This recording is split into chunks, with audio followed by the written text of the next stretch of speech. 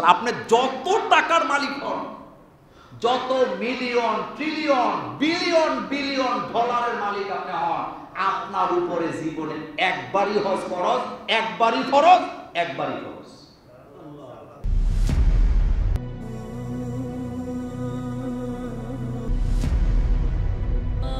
Al-Wasatiyah. Enjoy the Quranic message.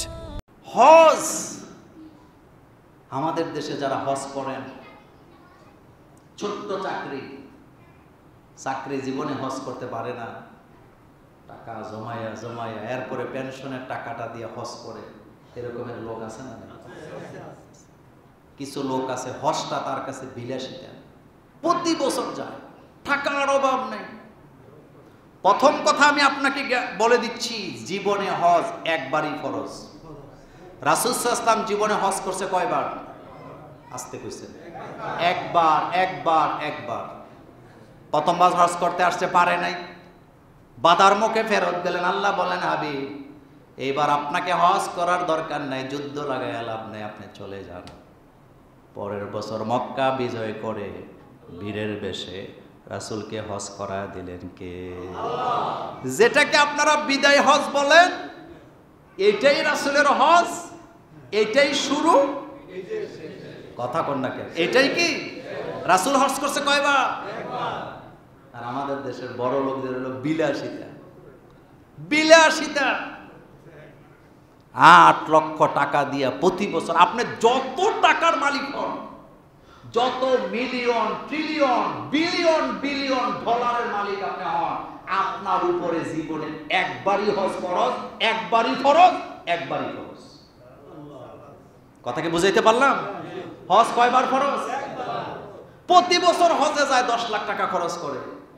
ওনার 22টি গরিব মানুষ, এলাকার লোক না খায়া মারা যায়, চিকিৎসার অভাবে আছে, লেখাপড়া করতে পারে না, 10টা টাকা পকেট থেকে খুলতে।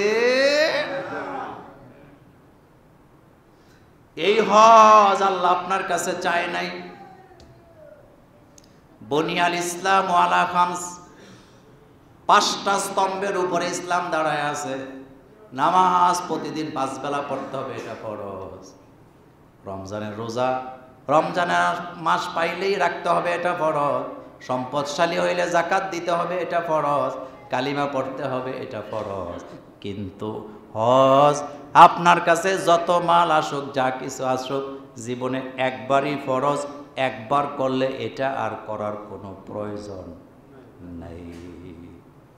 উমরা আপনি করেন, কোনো নিষেধ, কিন্তু হজ কয়বার? একবার। বাকি টাকা যদি থাকে, এই টাকা দিয়ে আপনি মানুষকে কি করেন? সাহায্য করেন। এলাকার গরিবদের হাতে টাকা দেন। মেয়েটা বিয়ে দিতে পারে না, গরিব মানুষ, আপনি বিয়েটা দিয়ে দেন। চিকিৎসা করতে পারে না গরিব মানুষ, আপনি চিকিৎসার ব্যবস্থা করে দেন। আল্লাহর আরশে আজিম খুশি হয়ে যাবে। আল্লাহর আরশে আজিম কি হয়ে যাবে? আল্লাহ পাক যেন আমাদেরকে কবুল করেন, আমরা বলি আমিন।